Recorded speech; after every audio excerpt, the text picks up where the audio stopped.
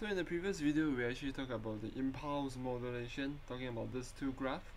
You're going to change the analog signal to a digital one using the impulse, meaning you're taking each of this point as an impulse point, like that. Alright, and now we're going to do, how do we change these impulses into this graph over here. Alright, into this somewhat the pyramid. Alright, this all this curve. How do we do this? We say that we call this the zeroth whole order, or zero order whole. Zero order whole. So how do we do this, and what do we do this? So remember, the purpose of us doing this is because we want to connect the points. We want to connect these points, and then eventually become like this. Alright, and we say that we're gonna take this point, you hold it, and then go up to here, hold it, and then go here, hold it, and then next signal comes in, you hold it, next signal comes in, you hold it. So with this motion, what is the equation that we're going to use? Alright, so let's continue with the zeroth order whole now. I'll just isolate from the previous part that I've done. So this part over here we have done. Alright, therefore let's come here now. Alright, and in fact I don't think that this equation is somewhat adequate enough. Alright, therefore I'll just crop this out from the next page of your slides. Alright, the whole zeroth order. Alright, so it's over here.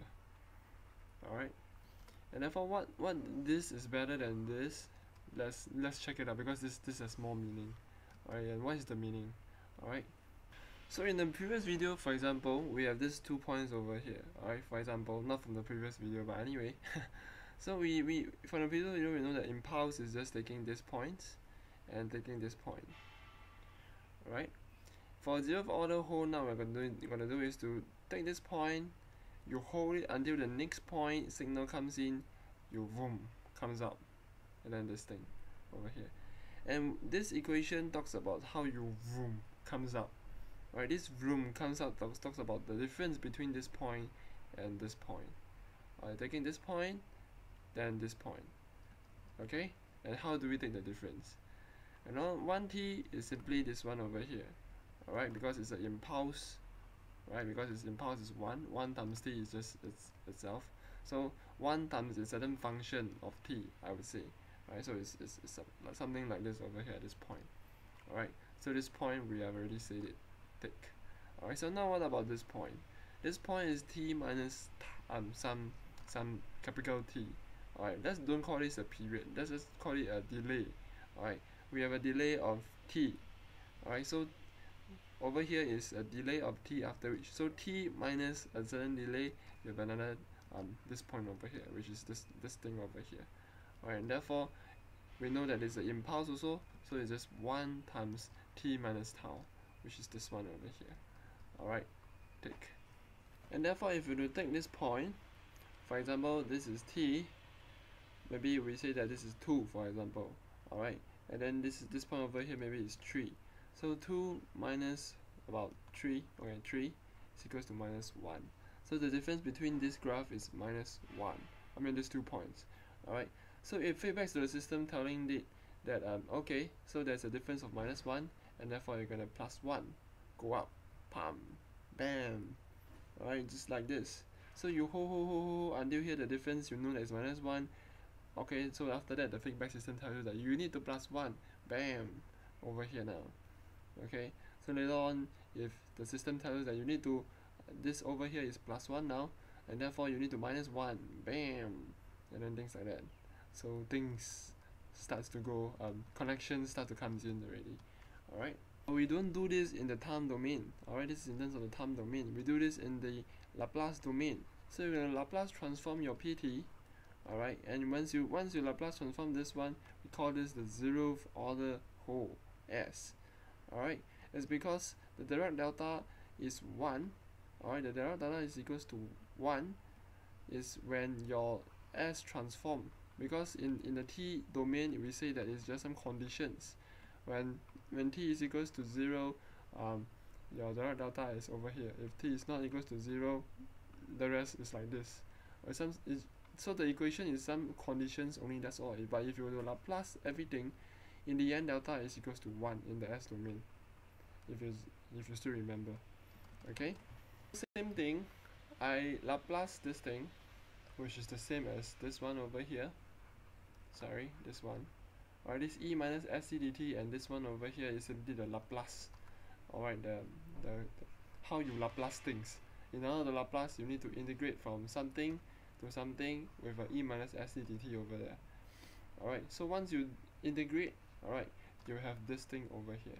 So to be more exact is that 1 if you integrate, if you Laplace it, it will become 1 over s. Alright, while t minus tau, alright, when you differentiate, when you Laplace transform, you will have e minus st over s. Okay, it's taking, so this t is taking this thing over here.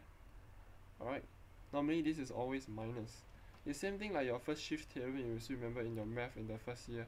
If it's t minus a, you just simply e minus as over s. Same thing over here now. Instead of a is t, so it's just that meaning about that. Alright, so please take note that, so therefore the equation for your 0th order whole is this one. In other words, it's just 1 minus e minus st over s. Alright, in the s domain. Alright, and we call this the 0th order whole in the s domain. Alright, and therefore this is your r whole. Alright, h is called whole. Alright, so what we have been doing just now, if you were to input your whatever thing from your impulse system to your 0th order whole, you have becomes RH. Alright, a signal that is being held. Alright, with certain time between your kt, between kt and kt plus t, or whatever. But that's why this thing is, I don't know what the hell is going on. But at least from here on, you get to see the meaning of it. And therefore, let's combine everything. Is that if you remember your sampling, alright, let's remove this thing. Alright, this is just the equation only. This one is for your sampling impulse modulation. You take it, alright, you input it into your 0th order whole. Alright, you put it over here now. Maybe have some arrow lah. Alright, indicating that it's inputting the 0th order. Alright, and therefore this whole chunk over here tells you that this is the thing. Maybe I should actually bring this over here. Okay, it's the same thing, right? Not exactly the same, but something there. Maybe hold on a while. Okay, so this thing over here, maybe additional is the r star. Alright, stating that it's a summation of all your impulses. Alright, which is the equation, where is it? Which this one is equals to your r star, if you remember from the previous part. Alright, we say that this whole chunk over here is the r star tau, and then therefore is when you return it over here, it's somewhat like this. Alright, while the e minus st d tau over here, and the summation and the integration is over here. Alright, so therefore this whole chunk over here, this whole chunk over here is the r star tau. Alright, but let's just simply write it as r star. Alright, so I hope that this is pretty clear when you combine everything. Alright, and therefore this part over here is the impulse modulation. Alright, this part over here, once you input over here, is called the 0th order whole. Alright, I hope that this is totally pretty nice, and what you put out is your r whole. Your r is simply your time domain curve, your analog signal.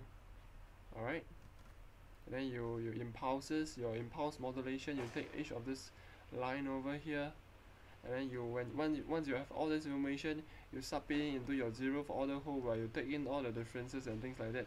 You create the curve in terms of a rectangular stuff, 0th order whole, and once you come out, you have a r whole. Ding ding. For the 0th order whole, this equation is very important. Alright, so in the next video we'll do some examples to see that how is it being applied. Alright, I shall see you there.